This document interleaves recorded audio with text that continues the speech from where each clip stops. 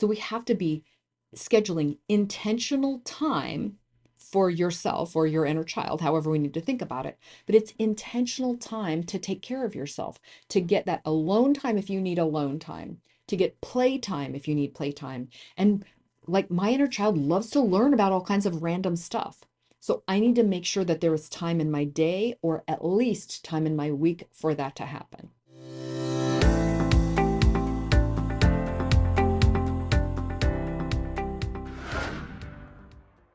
Hey there, it's Samantha Hartley of the Profitable Joyful Consulting Podcast. This is season 13.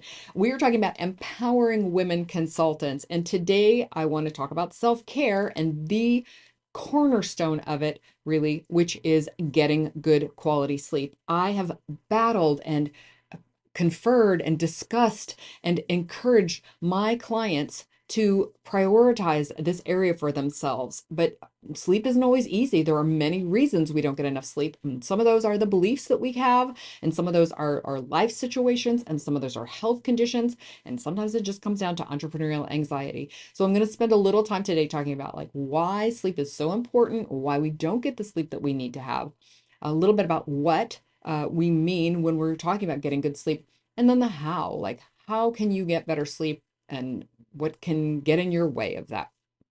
Years ago, we had a friend who had, she was just kind of a little more of a depressive personality, kind of lethargic, and we just like accepted that that's just the way that she was. You know, some people are that way.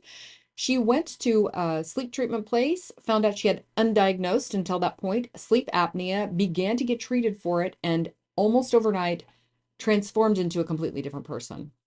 Just like totally different personality, worldview, energy level, everything was different. And it was like she got a personality transplant. It is like incredible. Like, I don't think we all realize the degree to which, if you are under rested, especially chronically under rested, the way that that changes your life.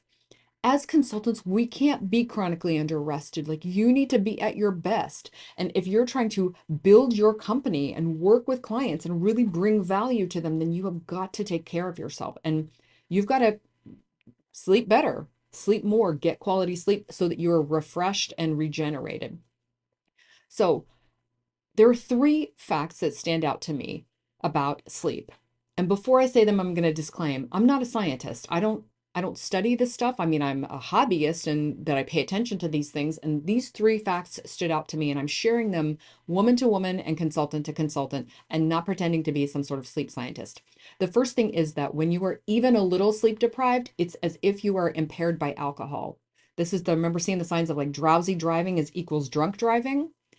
you you can't perform, like we can't be our best selves when we are sleepy. And if you think about the people you know who are like tipsy or drunk, they make bad decisions, they have cognitive inabilities or slowness, brain fog, their motor skills are impaired, like they're just, everything is lethargic, like the friend I described. And that's not an acceptable way to be in your business. You can't show up for work chronically sleepy and tired, and it's not good for you in your life. The second thing we know about sleep deprivation is that it causes us to retain and gain weight because it messes with your metabolism. It mixes up the hunger signals. So sleep deprivation can very often mean you're carrying more weight than you would if you were better rested. Certainly, when I'm better rested, I feel more excited about a workout. I feel more excited and have more energy. And I know that those are times when I'm able to make, better food choices as well. So sleep deprivation and weight gain or retention is strongly correlated. And then the last thing is that sleep deprivation messes with your immune system. And we all know that as women. So how many women do you know who never take enough time for themselves, never, never, never give themselves the self-care that they need, but they'll get sick for like a week or two, and suddenly they have to cancel everything. And we find that like everything like manages to get along without them for the time that they were sick. So we can't use getting sick as the excuse. What we need to do is we need to prioritize self-care. When you prioritize sleep, then you're going to be able to, be healthier in general. I think a lot of the uh, chronic illnesses that we have, chronic fatigue syndrome, and those are because of chronic sleep deprivation, because women are just plain exhausted. Why are those like more commonly women's illnesses that more women get chronic fatigue? I think it's because it's harder for more women to say yes to more sleep. Why? Well, of course, they're playing all the roles in the family and they're all the caregivers and sandwich generation. They have to take care of their parents, they have to take care of their kids, they have to take care of their spouses sometimes. So when you're playing all the roles, it's very easy to end up the last person on that list. But this is the place where you have to begin to change things. And if you can be successful enough in your business that you can afford to bring in care and help, then this is one of the places that I want to make sure that you get that. So being exhausted will lead to burnout. And, I think we just saw this during the pandemic. There were so many people who were just chronically burnt out. So prioritizing sleep is one of the big things that I want you to take away from today. If this is an area that has fallen by the wayside, and I'm talking with clients every week who are telling me, I know I should do better with this, but I don't. So why don't they do better? One of the big things that I think is strange and, to be kind, it's really unacceptable. It's that we have to give ourselves permission to do certain things. I hear women all the time feeling with me like they have to give themselves permission to say no to something they don't want to do. I'm giving my clients permission to take some more time for themselves, turn down that client, say yes to the way they want to take care of themselves, say yes to charging more. Like you don't need anybody to give you permission for anything, especially for taking care of yourself. But if you notice that you're like you have an inhibition around that, then I want you to just consider this your blanket permission to prioritize yourself, put yourself first, because you need to be getting the best rest that you can be. Okay. So, some of the ways that we can give ourselves permission, I think, is convincing ourselves that it's the right thing to do. So, if you need a reason to prioritize sleep, then think about the facts that I've shared. Um, Better and more sleep means you're just going to be a better consultant. You're going to be smarter. You're going to be sharper on the ball. You're going to be more, you're going to feel more able to stand up in those difficult, challenging situations and stand up for yourself, raise your rates, push back on a client who is pushing boundaries. Like you'll just feel more empowered by the sleep that you get. So take advantage of that.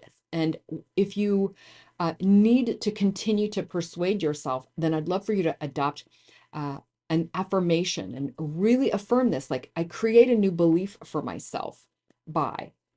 And I do this all the time when I need to change a behavior. I think clearly this is tied to an old belief. I identify what that old belief is. So if an old belief is like, I really have to take care of other people before I can take care of myself, I'm going to create a new belief. The new belief is going to be when I'm better rested, the whole family benefits. When I'm better rested, I do better at work. When I'm better rested, when I get more sleep. So think about how you need to form that and what the outcome is that you want to have and craft that into your own affirmation.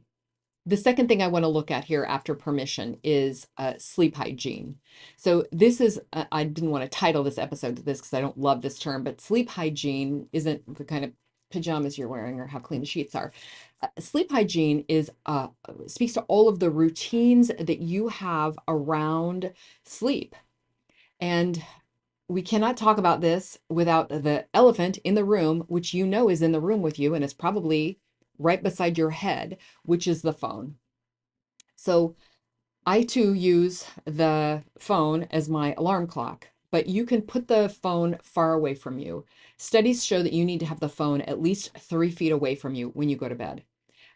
You should not be using the phone before bed because the blue light is messing with your all of the sleep signals and things like that. So again, I'm not a scientist, but I know that the phone is bad for you. I know that the phone, the iPad, all of these electronic devices anywhere near bedtime are bad for you.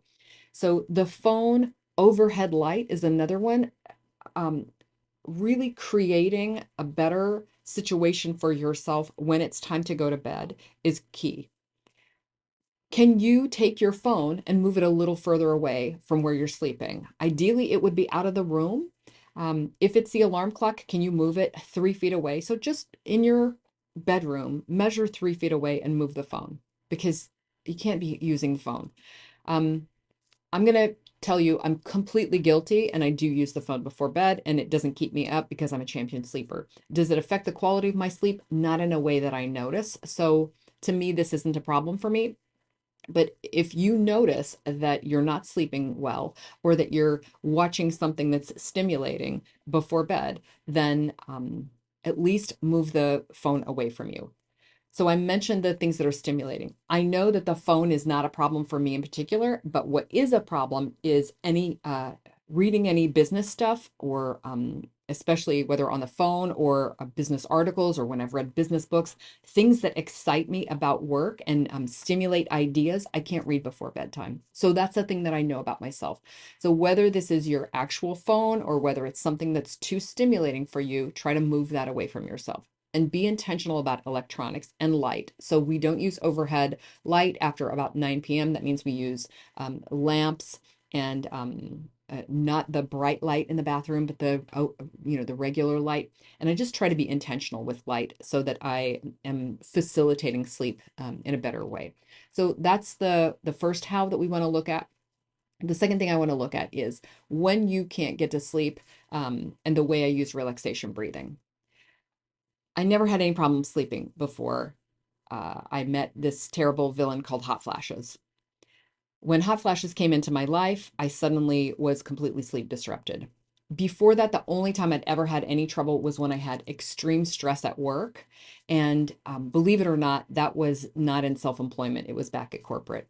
So I have not tended to have extreme anxiety that kept me up at night. But when hot flashes came into my life, they woke me up. And then in the nighttime, I didn't have the discernment to say, I'm going to deal with that in the morning, or that's probably not as bad as you think it is right now, or any of those kinds of things. In meditation, one of the most interesting things I think that we learn is that it's not about having a blank mind. It's about when your mind wanders, you call it back to you. So the kind of the practice of meditation is you have a quiet mind, your mind starts to get active, and you go, hey, hey, hey, hey, come back here and calm down again. And so the calling it back is the skill that we learn. I think in sleep, what I learn is if I am trying to get to sleep once I've woken up, or if I can't get to sleep because my mind is too busy, I need to calm my mind down and to call it to myself away from all of the thoughts that are in my mind. So there's falling asleep in the first place, which I think can be a problem for some people. There is staying asleep. And then there is what happens when a hot flash wakes me up, or what happens when a child or someone else, a sound, the weather alarm goes off, all kinds of things. What happens when that wakes you up, and how do you get back to sleep after interruption? So the technique that I want to share is going to seem laughably simple. I can't believe this works either. I have a super turbo method I use, but I almost never have to if I just use this one. So it's just 3 breaths. And I'm going to model it for you. And unlike meditation, if you're listening to this while driving, you don't have to pull over because you can actually do this. We're just going to take 3 deep breaths. My husband's acting teacher, I heard this through him, had a theory that one of the things that smokers valued so much about smoking wasn't all of the nicotine and things like that. It was that they had the opportunity to go outside from whatever situation they were in and then inhale deeply. And I think that's something that very many of us aren't doing. We aren't really taking in these full, deep breaths that we can be taking in. And I'll notice when I'm in bed and I'm having trouble going to sleep, if my head hits the pillow and I don't go to sleep within 10 minutes, and usually it's less than that, then it is because my brain is busy. I'm hanging on to something. I might have a little kind of physical something that's affecting me. So it gets in my way. So here's the way that I take care of it. It's these 3 deep breaths. So we'll just take a deep breath in. I'm going to model this for you. So I breathe in as much as I can take in. And then I love these 3 sips at the top. My yoga teacher taught me this. You have as much breath as you can take in, and then you hold it for as long as you possibly can. And then exhale all of it. And then once you've completely exhaled, I try to hold at the bottom for a minute and then inhale, hold, hold at the top, but you're going to take those 3 sips and then exhale. So it's inhale, 3 sips at the top, hold as long as you possibly can, and then exhale. So just for grins, let's do it one more time.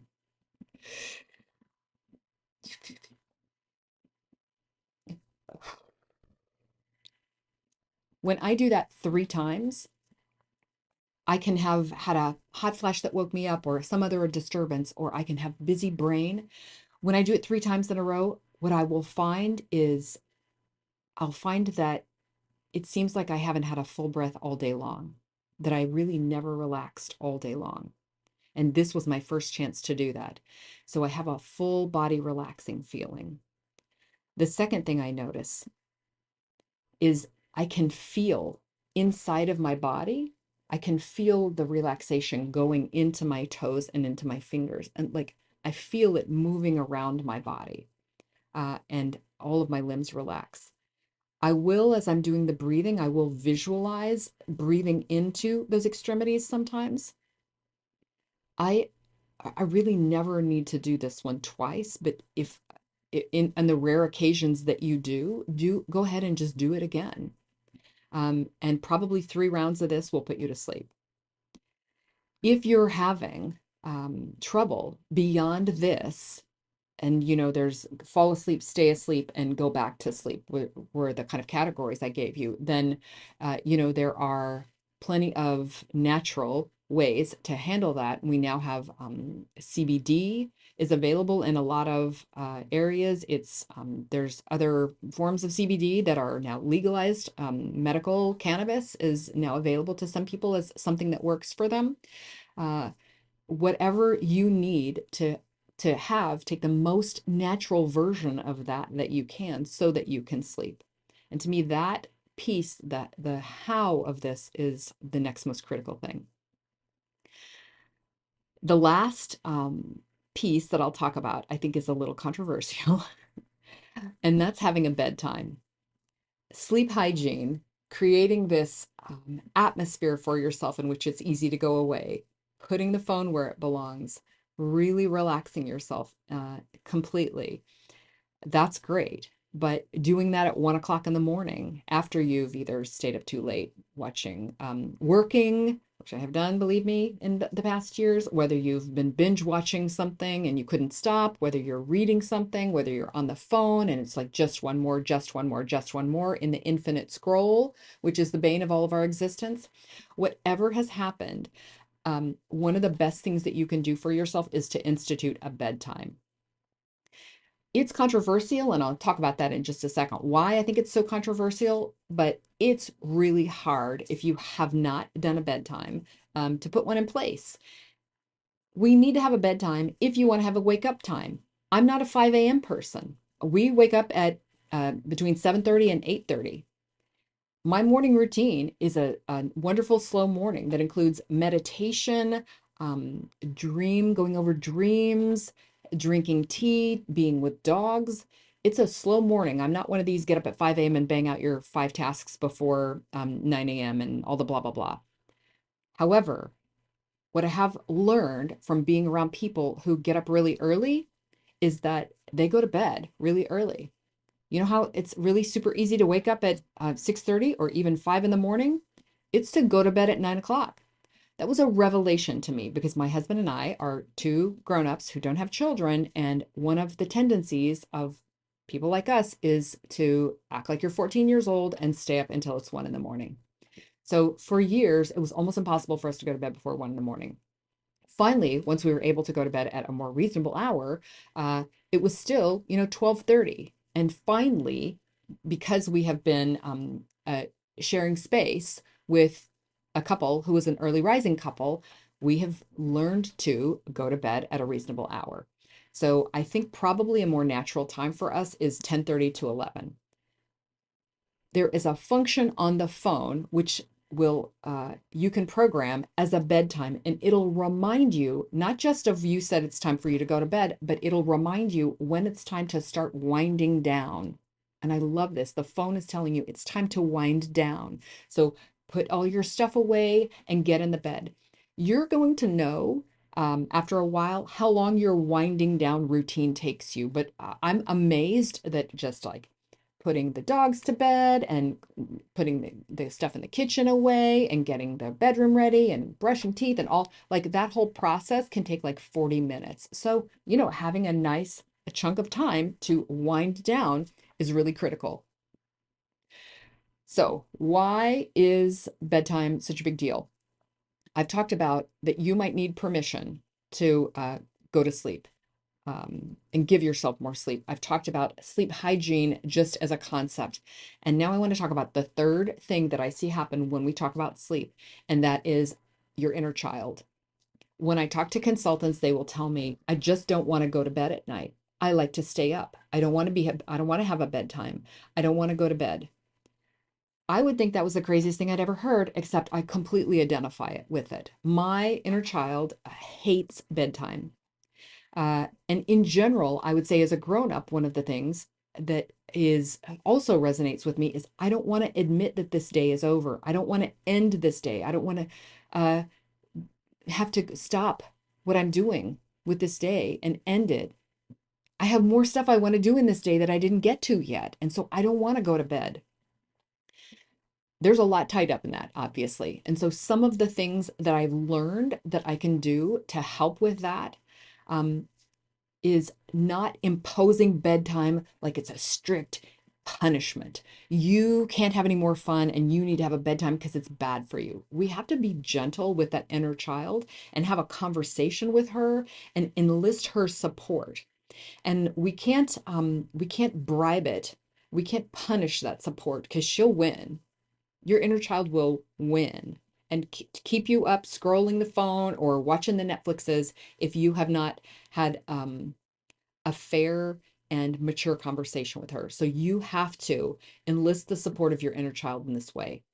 I find that my inner child will revolt against bedtime in two situations. The first one is if I have not given myself enough alone time during the day. We might not revolt immediately, but over time, especially if I haven't had enough alone time, I'm going to steal it at night, and I'll steal it at night before bed.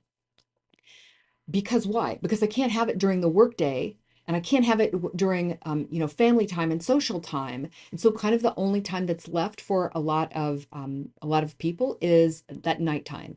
So those kind of 5 a.m. people, they're taking their alone time then before the whole house gets up. And if you're not one of those people, then you might be stealing that alone time from the nighttime after everyone else has gone to bed.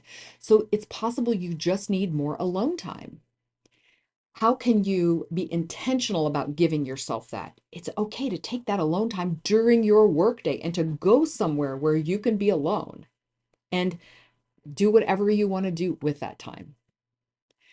So, what might you want to do with that time? This is the second reason that my inner child will often revolt at bedtime is I haven't had enough playtime. And playtime can look many different ways, but sometimes it just means I just wanted to do something that didn't have a purpose or a job. I didn't want to be working for just a little bit of time. And so sometimes the way that I'll do that is by scrolling my phone. Sometimes I'm enjoying social media. But you might want to read a book. So if you're someone who stays up too late at night because you're reading a book, that might be the way you play. It could be watching your shows on TV. So if you need more playtime, you might be stealing it at night. So we have to be scheduling intentional time for yourself or your inner child, however we need to think about it. But it's intentional time to take care of yourself, to get that alone time if you need alone time, to get playtime if you need playtime. And like my inner child loves to learn about all kinds of random stuff. So I need to make sure that there is time in my day or at least time in my week for that to happen. So we've covered a lot here about why you need to take sleep time for yourself, how you can be better at doing that, and how you can maybe enlist support from not just your family and those who are around you when you're sleeping, but also from that part of yourself that might be hijacking your sleep sometimes, and who could also really benefit from your sleep. Your inner child could also use a little bit of rest. I could say a lot more on this topic. We didn't get into dreams at all. I also have a really ninja technique for going to sleep when everything else fails. And when entrepreneurial anxiety is really, really, really attacking you. If you would like me to do another episode about sleep, I would love to hear that. Otherwise, I hope we have covered this topic enough that you will feel like you can give yourself permission to take the sleep that you need so you can be the best version of yourself. And with that, I am wishing you a profitable and joyful consulting business.